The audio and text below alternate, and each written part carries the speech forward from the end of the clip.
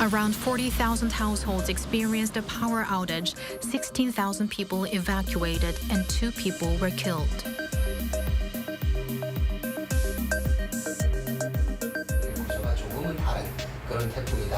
The administration's live typhoon broadcast ends. 앞서 그 전문가님께서 태풍 카눈과 관련한 태풍 라이브 방송 여기서 마치도록 하겠습니다. 감사합니다. 감사합니다. 방송 마쳤습니다. It had been a 21-hour-long journey. 생각보다 많은 분들이 호응을 해주시고 그 격려의 말씀 주신 게 저희는 되게 감사해요, 진짜.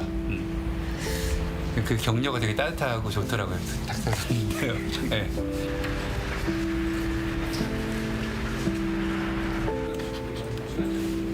The meteorologists are finally going home.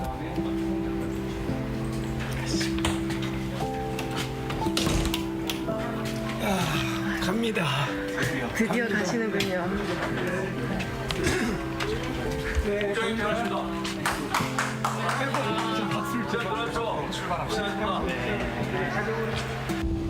From the Western Pacific to the Korean Peninsula, this had been a week-long race tracking Typhoon Khanun.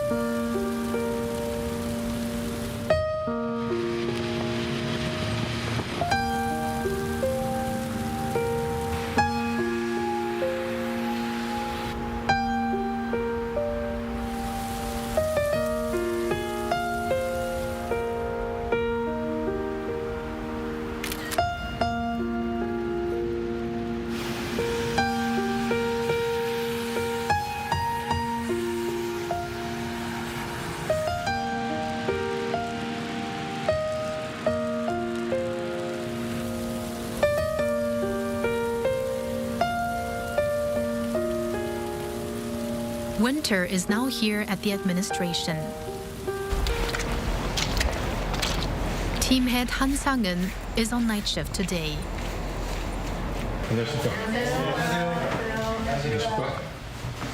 밖에 눈이 다 녹았습니다. December 30th, 2023, a big snowstorm hit Seoul. The amount of snow that fell that day was 12.2 centimeters. It was the biggest snowfall in December in the past 42 years. 저기압 동반된 온난 그리고 현재는 이제 저기압 이제 본진이 이제 대부분 다 동쪽으로 빠져나간 상태에서 일출을 볼 수 있는 지역들을 다시 한번 검토해 보도록 하겠습니다. 네, 고생 많으셨습니다. This year, Korea experienced unusually high temperatures and cold waves in turns.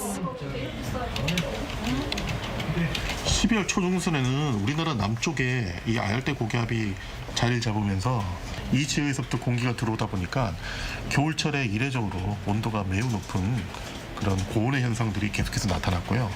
12월 중순이 넘어가는 시점부터는 약화하면서 고위도에서부터 또 공기가 들어오다 보니까 또 아주 추운 날씨가 나타나는, 그래서 극단적인 온도의 차이가 계속해서 벌어졌었습니다. It was a cold wave that began in the Arctic. The Arctic is warming up 4 times faster than the Earth's average due to global heating. The jet stream that had been keeping the cold Arctic air trapped has loosened up due to the rise in temperature and often came down to the region around the middle latitude. Snow and rain mixed together began to fall all over Korea. 천원에 비 와요 지금? 그럼 다 얼음인데? 이게 눈이 아닌데 얼음비요? 이게 얼음비 영역인데 지금 왜냐면 얘는 습고온도 기준으로 하다 보니까 사실 여기가 얼음비 지금 내리는 지역인데 다 눈으로 표시되어 있거든요. 지면의 온도가 낮아 내리는 비가 얼어붙어 경기 동부와 강원 영서, 충북 북부, 경북 북부 내륙에서는 도로 활화로 인해 발생할 가능성이 있겠으니. 좋습니다. 아주 이 얼음비에 대한 설명이 아주 좋네요. 그래서 뭘 조심하라고요? In such an environment, speeding could lead to a big accident. 지금 비 오는 구역이 제법 있는데 어느 비 가능성이 있으니까 냅시다. Team 3 immediately issues a warning to watch out for icy patches.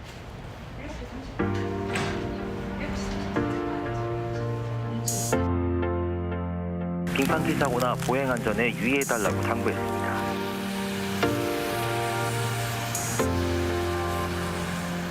Weather forecasts have been advancing in order to predict natural phenomena and save people.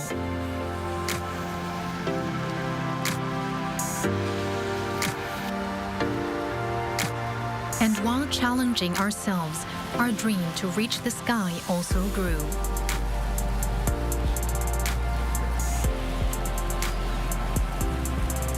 좋은 예보는 사람을 살리는 예보. 주변의 사람들이 날씨에 미쳤다 뭐 이런 얘기들을 조금 하시는 것 같고요.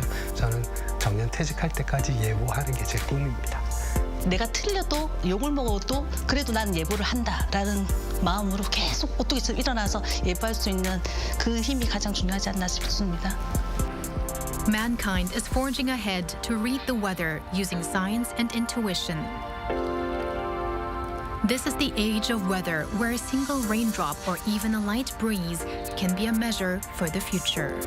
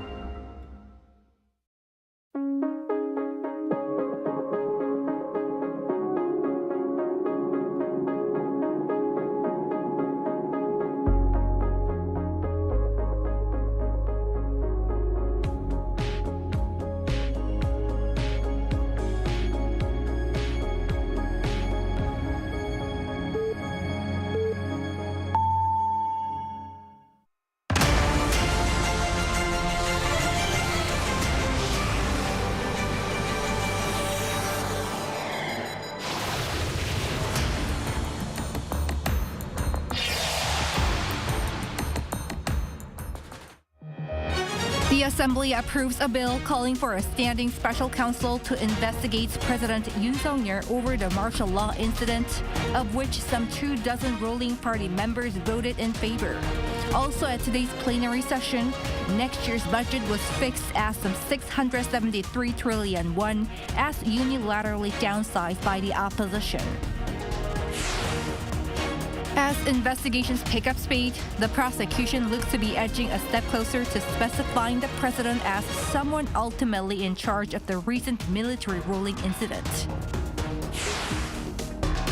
Over in Sweden, an award ceremony will be taking place in the coming hours for this year's Nobel laureates, among whom is the Korean author Kang in literature. It's December 10th, 8 p.m. in Seoul. This is Newscenter. Thank you for joining us. I'm Yoon Jung-min.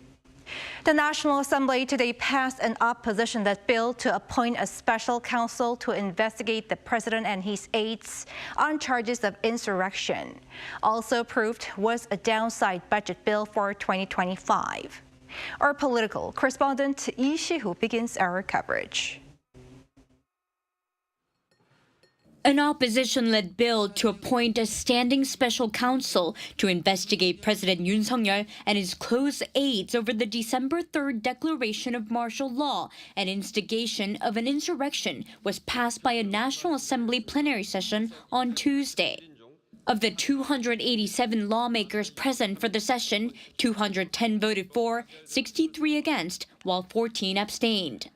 The bill seeks to start an investigation into the president and his aides, including the just resigned former Minister of Defense Kim Yong-hyun, former ruling party floor leader Chu Kyung-ho and Prime Minister Han Duck-soo over their responsibility in allegedly violating the Constitution when declaring martial law.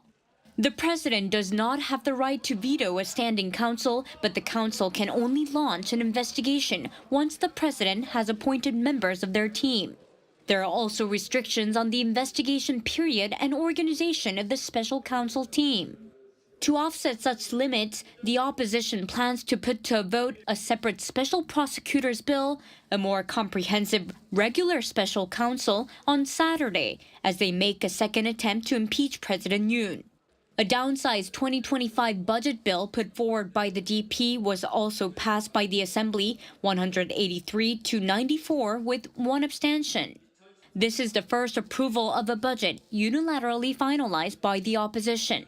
The DP bill sets next year's budget at 673.3 trillion won, down 4.1 trillion from the government's initial proposal. The cuts are mainly to the government's reserve fund and special activity expenses at the presidential office, the National Security Office, the prosecution, and the police. The PPP, which attempted to negotiate the budget right up until the vote, denounced the outcome, saying the DP was hindering government affairs that deal with the people's livelihoods to achieve its own political goals. The government, which also put in efforts to negotiate with the opposition, said it regrets the outcome, but added that it will try its best to work with it. At Tuesday's session, Prime Minister Han Duck-soo, on behalf of the government, addressed the parliament and vowed the government would prepare to execute the budget beginning early next year to ease economic uncertainties in the country. Lee Si-hu, Arirang News. Staying with the brief military ruling incident, the prosecution has insinuated that the president is the leader in the scheme by identifying the former defense minister as one of the key figures. Our Choi Min-jung explains. It appears highly likely that the prosecution sees President Yoon Suk-yeol as being chiefly behind the alleged insurrection on December 3rd. On Monday, the prosecution requested an arrest warrant for former Defense Minister Kim Yong-hyun, alleged to have engaged in important duties related to insurrection. Under South Korean law, individuals involved in acts of insurrection are classified under three main categories as ringleaders, key participants in critical roles, or mere participants. Identifying Kim as not being the ringleader effectively suggests that President Yoon is in the eyes of the prosecution. However, the prosecution did not explicitly name President Yoon in its arrest warrant.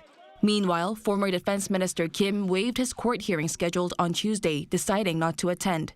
In a statement, Kim said that he deeply apologizes for causing inconvenience to the people and added to pray for the future of a free South Korea, saying that he would give up on the review of arrest warrants. Prosecutors at the Seoul Central District Court will determine as early as late Tuesday night whether Kim is to be arrested. The prosecution's special investigative team had issued an arrest warrant for Kim, stating that his charges include colluding with treason and abuse of power over his alleged role in President Yoon's brief declaration of martial law.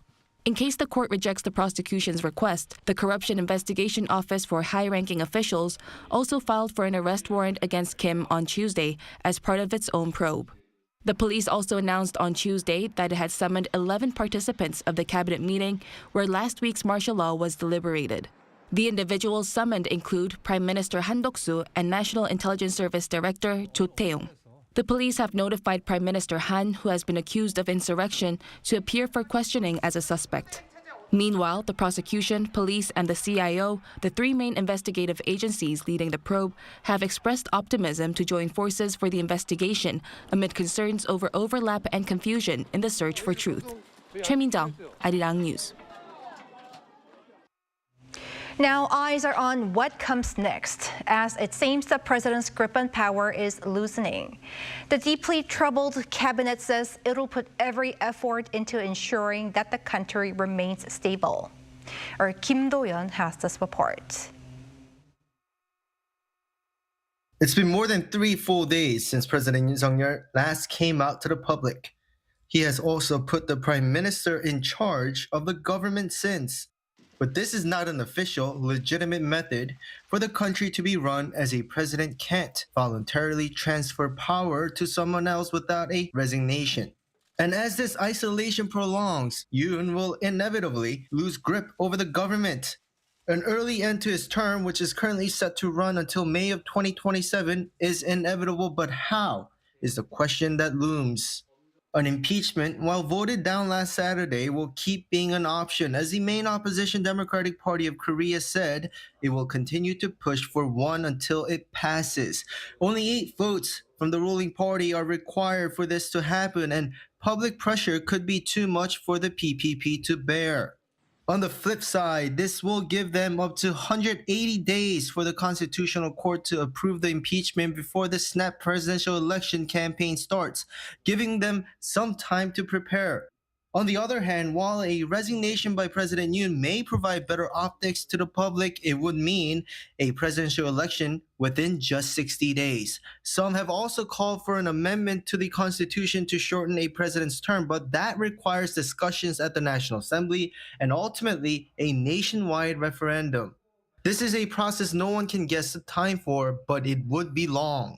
Another unprecedented situation is the detaining of President Yoon. It is not still clear to anyone whether that would meet the constitutional criteria to make the prime minister the acting president. Meanwhile, at the first cabinet meeting since the martial law situation on Tuesday, Prime Minister Han Duck-soo said every effort will be made to stabilize governmental operations early. I, along with the entire cabinet, will spare no effort to ensure that the functions of the state remain stable under every circumstance and that there is no void in the governance of our nation. I urge all public officials to approach their duties with an extraordinary sense of determination and fulfill their responsibilities to the fullest. In addition, he told the cabinet to utilize overseas diplomatic posts and foreign media to assure the rest of the world that the South Korean government was functioning normally and with consistency despite the political situation. Also, the Minister of Culture, Sports and Tourism, Yoo In-chun, as a spokesperson for the cabinet, held a briefing calling for the public support in tough times while criticizing the main opposition for impeaching the Justice Minister and the Commissioner General of the police agency. He pleaded to the main opposition, requesting them to be reserved and show wisdom amid hard times for the government. Kim Do-yeon, Arirang News. The U.S. hopes the political strife in South Korea will be settled peacefully and in accordance with the rule of law. In a press briefing on Monday, State Department spokesperson Matthew Miller also reaffirmed the strength of the alliance between Seoul and Washington, adding that all channels of communication remain open. In response to questions about whom the U.S. government regards as President Joe Biden's counterpart in South Korea, he replied, President Yoon is the president of Korea.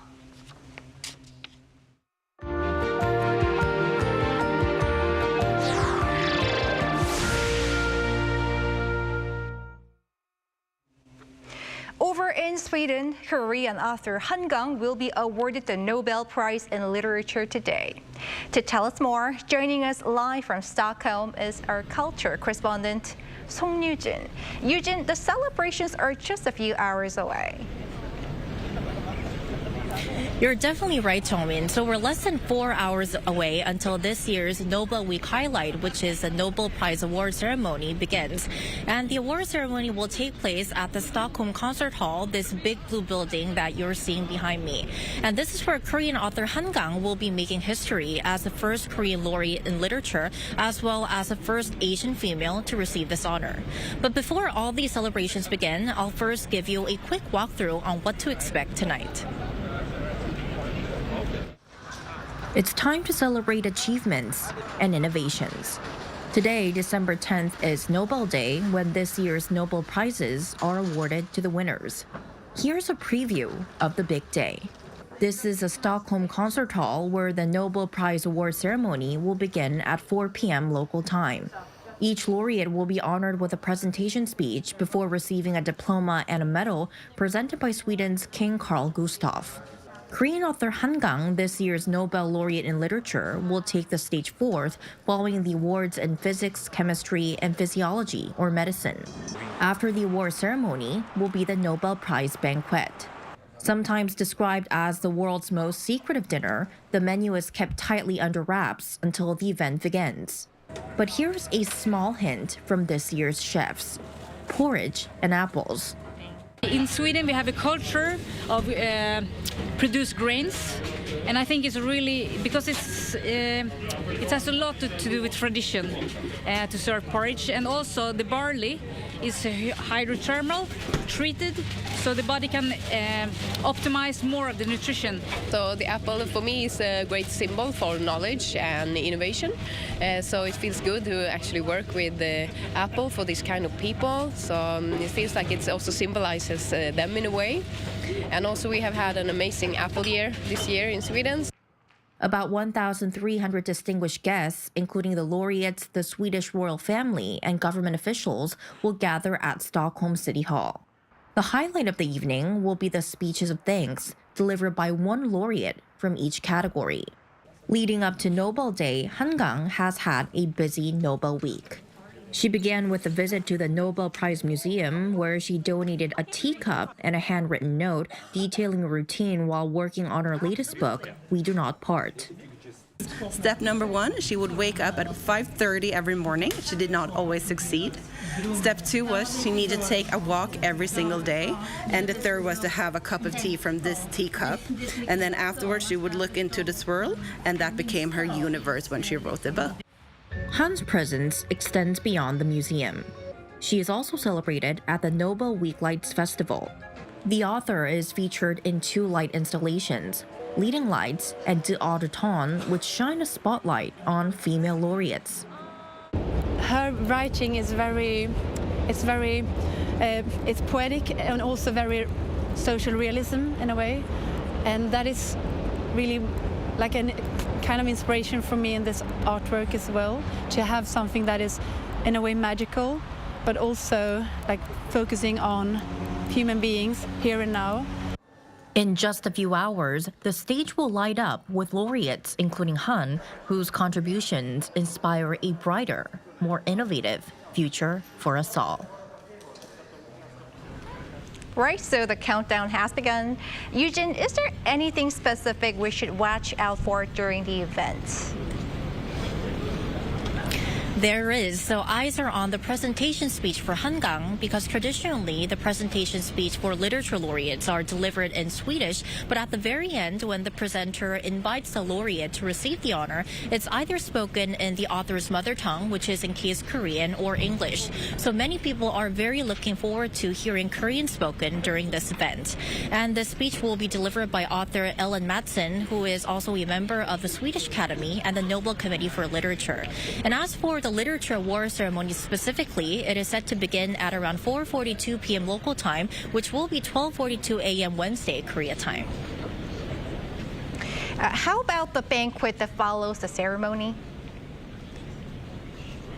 Well, I can definitely say that the highlight of the banquet will be the speeches of thanks that will be delivered by one laureate per category, which of course includes Kang. Han will deliver her speech fourth, just like as she'll receive her Nobel Prize fourth in the award ceremony.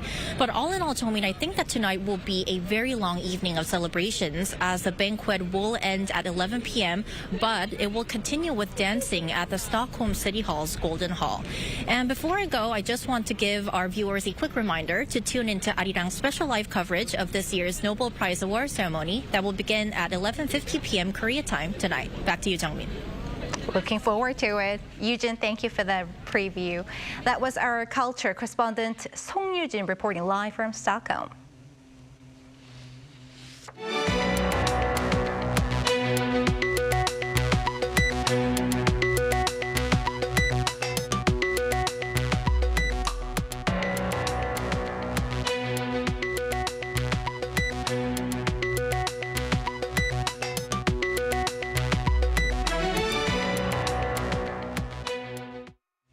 Back in Korea, officials in charge of economic matters are actively working to address market concerns about the implications of Korea's political predicament.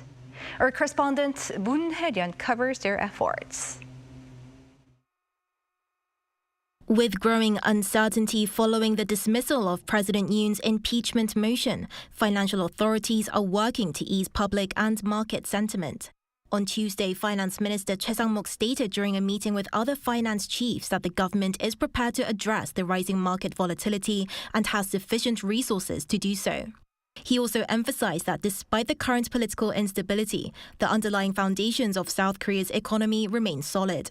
During a cabinet meeting on the same day, relevant financial ministries and agencies were urged to communicate the government's efforts and the strong foundations of the economy to international organizations to prevent any impact on external credibility. Efforts to coordinate emergency economic cooperation between the ruling and opposition parties are also underway, with Finance Minister Chen mentioning that the government would actively participate if such a body is formed. The Financial Services Commission also held a meeting on Tuesday to review the impact of the recent surge in the Korean won-US dollar exchange rate on the stability, liquidity, and overall health of banks. The meeting involved CFOs of major financial groups and institutions, including banks, security firms, credit card companies, and insurance firms. The South Korean currency has shown some volatility as it dropped sharply against the dollar for the exchange rate to hit a 2-year high, but leveled out on Tuesday as it closed at 1,426 won against the dollar, some 10.1 won lower than the previous day. On the stock market front, the benchmark KOSPI and tech-heavy KOSDAQ also showed signs of stabilizing after experiencing significant fluctuations since the short-lived martial law declaration. The KOSPI recovered past the 2,410 mark on Tuesday as it closed at 2,417, driven by foreign investors who found value in the market's recent sell-off and investigations into the martial law order made headway, while the KOSDAQ closed at 661.59, jumping by 5.52%. This comes as foreign investors sold off over 7 trillion won in financial stocks from December 4th, the morning following President Yoon's failed martial law order to last Friday. 문혜련, Arirang News. In the Middle East, a new government is taking shape in Syria as rebel forces take over power from the al-Assad administration. Lee Seung-jae has more. A transfer of power is in the works in Syria after Bashar al-Assad fled the country following a successful takeover by a rebel group on Sunday. According to Reuters, the outgoing Syrian Prime Minister Mohammed Jalali agreed to transfer the power to the Salvation Government. The Salvation Government is an administration based in a small region of rebel-held territory in northwest Syria. While the handover could take days to finalize, the transitional authority would be led by Mohammed al-Bashir, who previously led the Salvation Government. Amid the collapse of the al-Assad regime and the start of a rebel administration, Washington wants to ensure that ISIS does not get a fresh start in the country and take control of Syria. According to U.S. National Security Advisor Jake Sullivan over the weekend, the U.S.'s top priority now is to ensure that ISIS does not receive new oxygen, adding that Washington will take steps by working with the Syrian Democratic Forces. Meanwhile, the UN High Commissioner for Human Rights, Volker Turk, said Monday that the former Syrian leader who escaped before the rebel takeover should be held accountable for various human rights violations committed during his rule. He added that not just al-Assad, but all those involved in human rights crimes during his rule should also be held accountable. Al-Assad in 2011 cracked down on anti-government protesters by ordering authorities to fire at the crowd. He's also accused of using chemical weapons against protesters. European countries are also putting asylum applications for Syrian refugees on hold until further notice. This includes countries like Austria, the UK, Germany, Sweden, and Norway, who announced Monday that they were suspending their application process after the ousting of al-Assad. Germany has the largest Syrian community in Europe with nearly 1 million. It opened its doors to a wave of Syrian refugees in 2015 during the height of the civil war. It also saw over 72,000 applications from Syrians being submitted this year alone. Lee Seung-jae, Arirang News. Squid Game Season 2 has secured a Golden Globe nomination. This Netflix drama hits the small screen on December 26th, but the voting body of the Golden Globes was reportedly provided with an early screening opportunity, which led to the nomination of this latest series in the Best Drama category. This manner of nomination is not unusual, according to American entertainment magazine The Hollywood Reporter. The 82nd Golden Globe Awards will be held on January 5th. On the K-pop front, a duet by BTS member V and singer Park Hyo-shin has stepped into the Billboard Hot 100 chart. The song, titled Winter Ahead, was released on November 29th and has charted at 99th place on the Billboard Hot 100 for the week of December 14th. In addition, the 2020 BTS hit Dynamite has surpassed 1.9 billion views on YouTube. According to its agency, this is the first time a BTS music video has hit this number of views. Badminton player An Se-young has been honored as Female Player of the Year by the Badminton World Federation for the second year in a row. The 22-year-old player clinched gold in the women's singles tournament at the Paris Olympics this year, bringing home Korea's first gold medal in this event in 28 years, following the Atlanta Olympics in 1996. And following the Summer Games in Paris, France, actually, An also won the women's singles title at the China Masters in Shenzhen.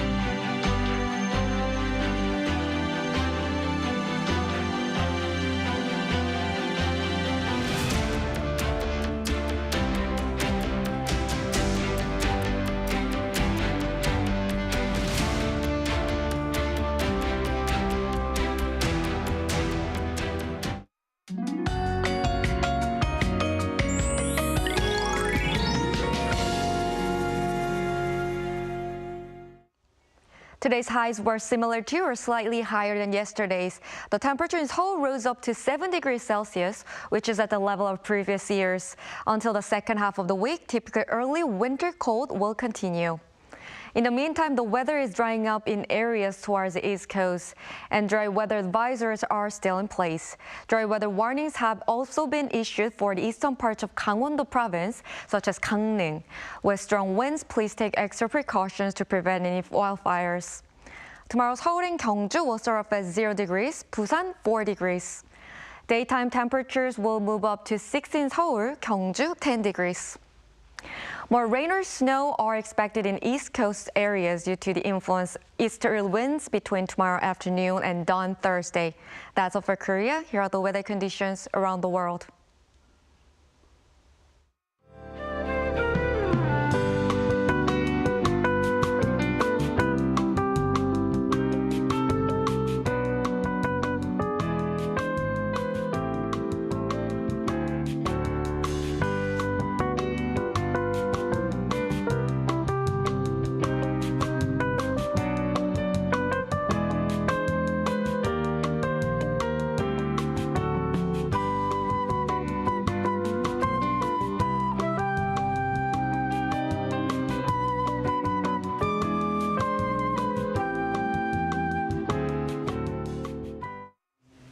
That is Newscenter for tonight. Thank you for watching. A panel session up next.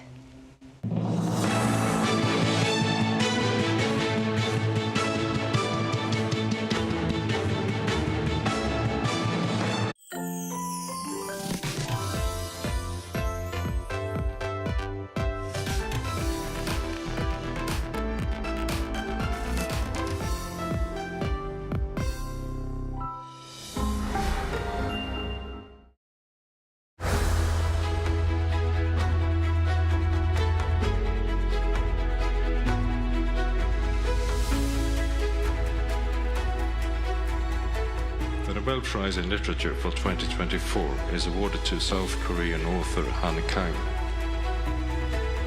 for her intense poetic prose that confronts historical traumas and exposes the fragility of human life.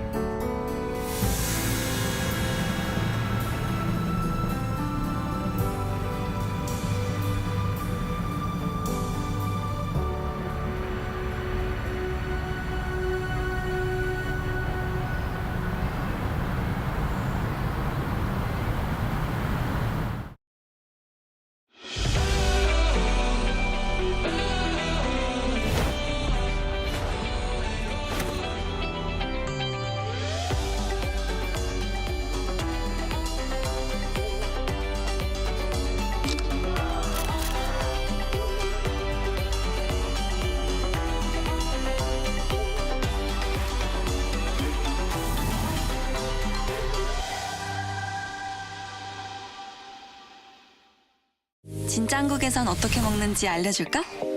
K-바비큐? 신김치랑 먹어야지. 치킨? 치맥 페스티벌은 처음이지. 김치?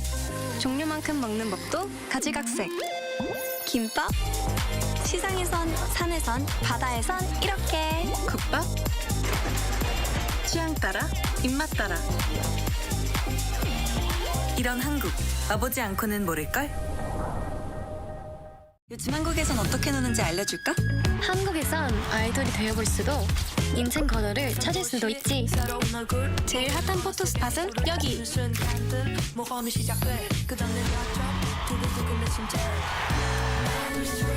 한국은 분명 너에게 새로운 영감을 줄 거야.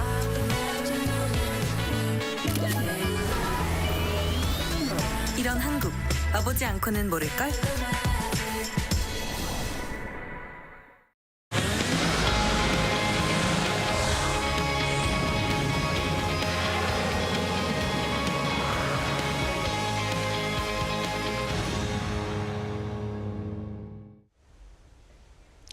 Welcome to Within the Frame, where we bring today's most pressing issues across the globe into focus. I'm Kim Mo-gyan. Tonight, the literary world celebrates a historic moment as Han Kang becomes the first Korean author and the first Asian woman to win the Nobel Prize in Literature. Known for her deeply poignant exploration of the human condition and historical traumas, Han's work has captivated readers around the world. Her novels delve into themes of personal and societal upheaval, earning her a reputation as one of the most powerful voices in contemporary literature. Now, this achievement, which brings global recognition to Korean literature, has been closely tied to the essential role of translation. In light of Han Kang's monumental success, we explore the impact of translation on elevating Korean literature, the growing recognition of K-literature worldwide, and the potential for other Korean authors to follow in her footsteps. For a deeper discussion on these, we invite Chun Soo-young, president of the Literature Translation Institute of Korea. Thank you for coming in. Thank you for inviting me. And also joining us online from New Jersey is Sue Park, head agent of the Barbara J. Zitwer Agency. Welcome to the program. Thank you for having me today. Now, first, let's start with Dr. Chun. So tonight, we will be seeing Han receive her well-acclaimed award. Could you highlight for us how significant Han's latest achievement is? Yes, Han Kang's Nobel Prize win marks a historic milestone for Korean literature. As both an individual and the president of the Translation Institute of Korea, I feel deeply proud of her, this extraordinary achievement. After Han Kang won the Man Book International Prize, there was a significant increase in demand for her books, leading to more translations and publications. The Nobel Prize win will likely create similar opportunities, with her works being translated into even more languages, reaching a broader readership. Beyond this remarkable personal achievement, her recognition significantly elevates the status of Korean literature in the eyes of the global reader. It is no longer seen as a subculture, but as a prominent part of global literary discourse. More readers will look for Korean literature, which will naturally lead to the increased book sales and the demand for more Korean publications overseas. The enhanced attention on Korean literature will potentially pave the way for more future international accolades. Hopefully, this virtuous cycle will enrich the ecosystem of Korean literature. Right, let's certainly hope for that. Now, we also hear that the Literature Translation Institute of Korea played a crucial role in the translation, supporting the translation of Han's works, and invested more than $700,000 US. What made you select Han's works, and did you expect them to be as widely recognized? Yes, actually, the sum is slightly different. It's 92 million won, Korean won, and because of the fluctuating exchange rate, it is actually 64,550 US dollars. Yes, we have subsidized the translation and publication of her works into 28 languages across 76 editions. We also gave her travel grants to book fairs and other international events organized to publicize writers. The total investment in her amounts to, as I said before, $64,550 US. She occupies the top rank in our grant list. The surge in the international demand for her works since her winning of the Booker Prize was crucial in determining her top rank in the list. Although some specialists are of the opinion that Hangang's works were popular in countries like Argentina and Italy before the Booker Prize win. It is true that after the conferment of the prize in 2016, her works were published in 14 additional language editions. Until about a few years ago, our translation and publication projects primarily focused on selecting and introducing Korean literary works to overseas markets based on our internal plans. It means that the selection committee recognized the unique and compelling voices in Hangang's work and its potential for global appeal. But we did not really expect a Nobel Prize win, not because we thought our literature was not worthy of the prize, but because many other factors affect the choice of the awarding committee. These days at our institute, instead of selecting works to be given grants according to our internal plans, we rely on demand-driven approach for the grant decisions. We felt that there was enough natural overseas demand for Korean literature to let the market lead our program. Overseas publishers now secure publication rights through contracts and then apply for our grant program. We evaluate their proposals based on criteria such as the sophistication of their marketing strategy, the reputation and credibility of the publisher, and other factors. In 2024, we received 300 applications from publishers, marking a 30% increase over the previous year. Hangang's success demonstrates the importance of international recognition in elevating not only individual authors, but also the global visibility of Korean literature as a whole. Right, and let's also invite Sue to the conversation. Sue, how has the international publishing community reacted to Hangang's winning of the Nobel Prize?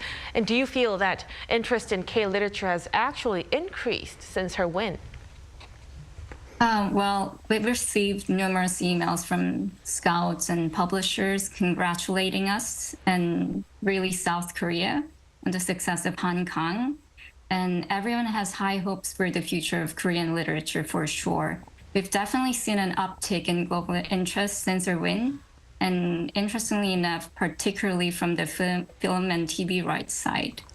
Right. And what about Dr. Chan? How important do you think translation is in elevating the profile of Korean literature? And what efforts have been made by the LTI to minimize challenges in translating tough and challenging stories? Okay. Translation plays a crucial role in elevating the profile of Korean literature by bridging the gap between Korean authors and global readers. I think two key factors are instrumental in meeting the challenge of translation. The first key is the translator's mastery of the target language. The translator has to be a virtuoso player of the target language. The appeal of the vegetarian to the English reading public is partly attributed to the beautiful rendering made possible by Deborah Smith's masterful command of the English language. The second key is the contextual understanding of the literary work, both in its cultural and linguistic aspects. Our training program at the Translation Academy addresses both of these issues most efficiently. To ensure the translator's mastery of the target language, we select our trainees among the native speakers of 7 target languages that our training program deals with. Whether the applicant can handle his/her native language masterfully is an important criteria for our admission screening process. And the trainee is also required to have high-level proficiency in Korean language before they join our program. Another common challenge translators face is understanding the context and intent behind the writer's words. At the Literature Translation Institute of Korea, we address these challenges through various initiatives. Firstly, we have 3 full-time faculty members and 20 to 40 part-time lecturers. Like their trainees, most of them are native speakers of the target languages and are expert translators of Korean literature, and most of them are long-time residents in Korea. Naturally, they are well versed in the art of reducing the particular cultural and linguistic gap that occurs between their native culture and Korean culture, and they can help the prospective translators most efficiently. Secondly, at the end of each semester, we invite writers to give special lectures to our translators, that is, to students. These sessions provide translators with valuable insights into the author's creative processes, thematic intentions, and cultural nuances. By learning directly from the writers, translators can refine their understanding of the source material, which helps them produce translations that remain true to the original works. Thirdly, by spending 2 years in Korea, they get to learn about Korean society, culture, and history, and they can develop sensibility for the nuances of various Korean expressions. It is also to their advantage that they have classmates from other countries to share the various challenges of bridging the cultural and linguistic gaps with. Fourthly, the Academy conducts cultural programs such as kimchi making and a visit to the DMZ during the spring semester, and in the fall semester they go on a literary tour. This year they visit the Dosan Sewon, or Dosan Academy, however you may call it, and the Andong and Hahue area where they could experience the traditional Confucian ways of life. Right, so it requires proficiency in Korean language, and it's backed by a lot of training in terms of language and also some cultural experiences as well. Now, to Sue, Han Kang's writing is said to explore the fragility of human life and historical traumas. How do you think these themes resonate with the international audiences, and what makes her work particularly compelling for readers around the world? I mean, vulnerability has always attracted readers, whatever the theme, not just with Han Kang's work, but I think international readers, especially over the past few years or even the decade, have been really calling for the voices that make us confront uncomfortable truths. I hear a lot of people talking about Han Kang's work as not everyone's cup of tea, because she can delve into the gruesome, uncomfortable, and even the ugliest parts of human nature.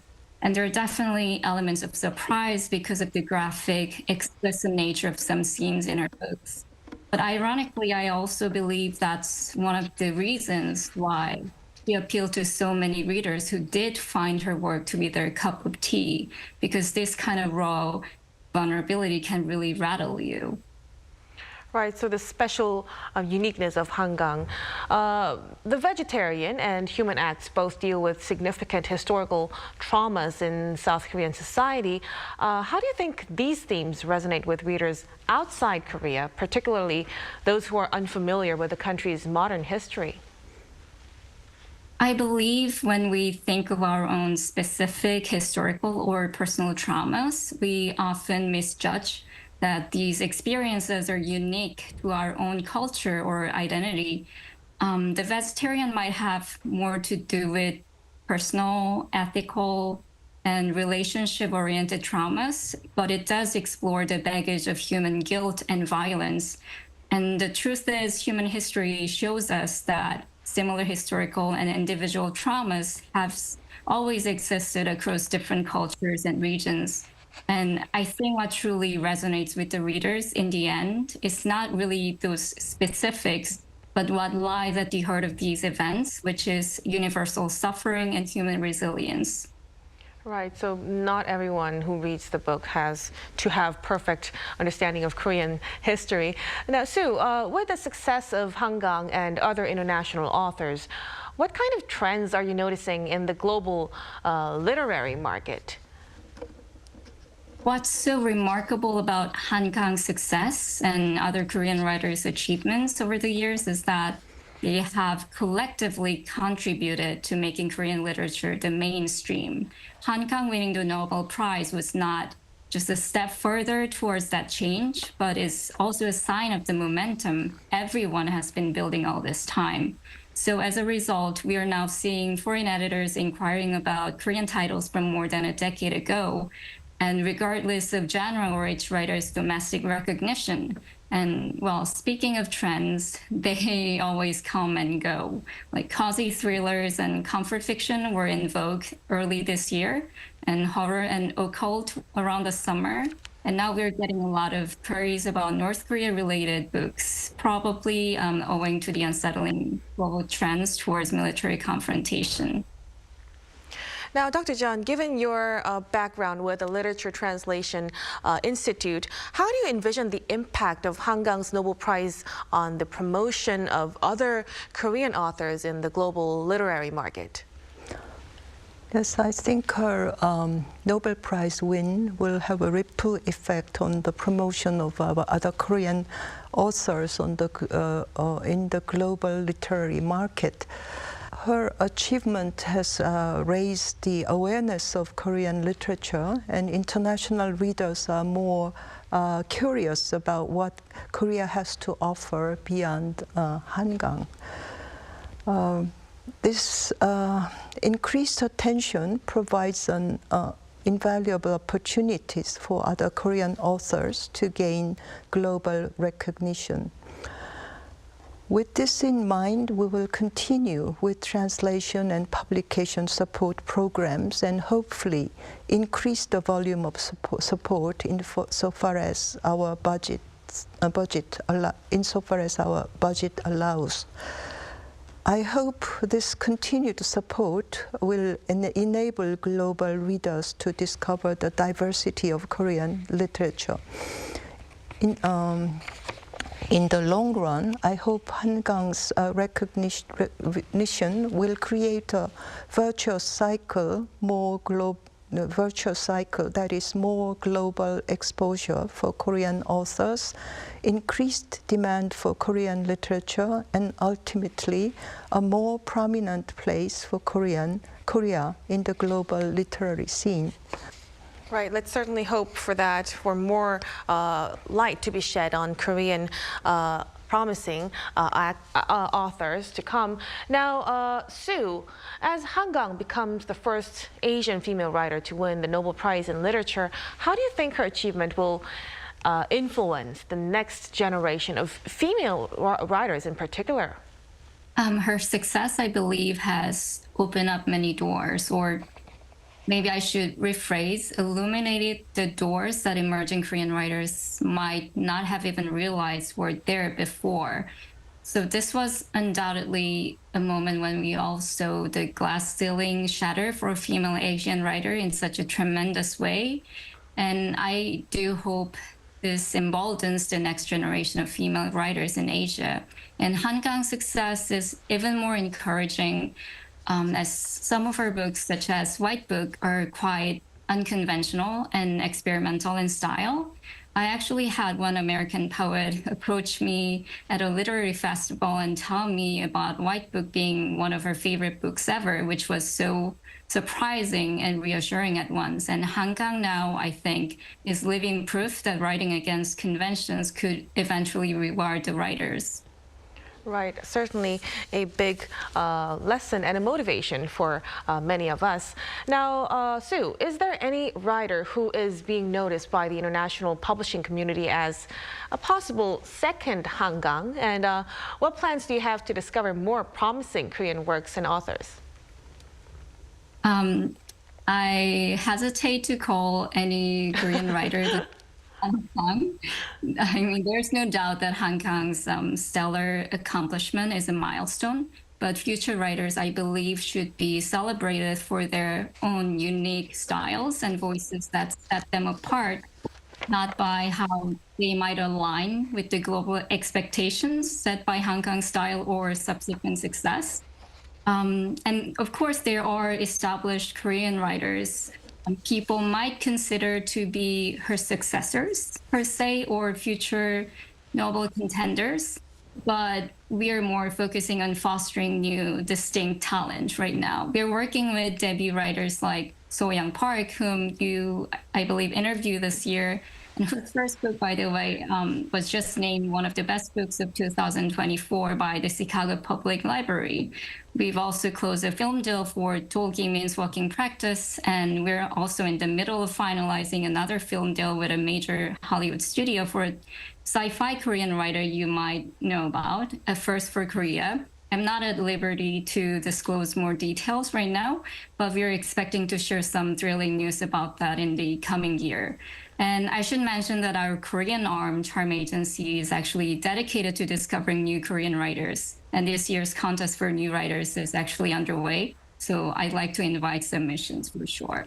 Well, you're making me curious. We'll look forward to more of those promising authors to come. Now, Han Kang's win is a milestone for Korean literature, but some people say that there needs to be more effort in, to elevate Korean literature to another level. Dr. Jeon, what efforts could be done?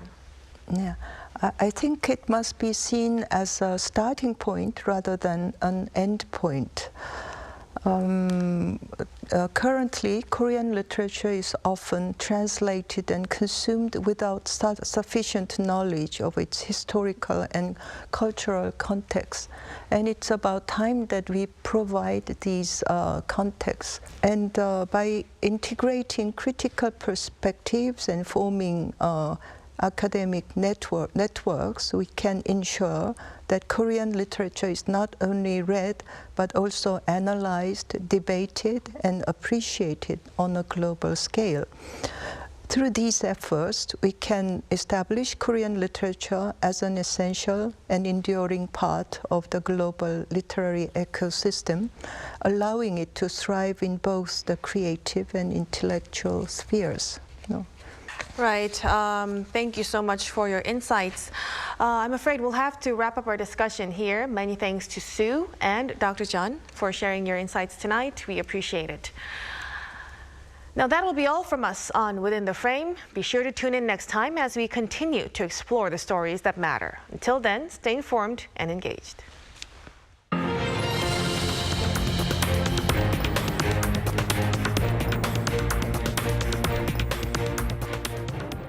진짜 한국에선 어떻게 먹는지 알려줄까? K-바비큐? 신김치랑 먹어야지. 치킨? 치맥 페스티벌은 처음이지. 김치? 종류만큼 먹는 법도 가지각색. 김밥? 시장에선, 산에선, 바다에선 이렇게. 국밥? 취향 따라, 입맛 따라.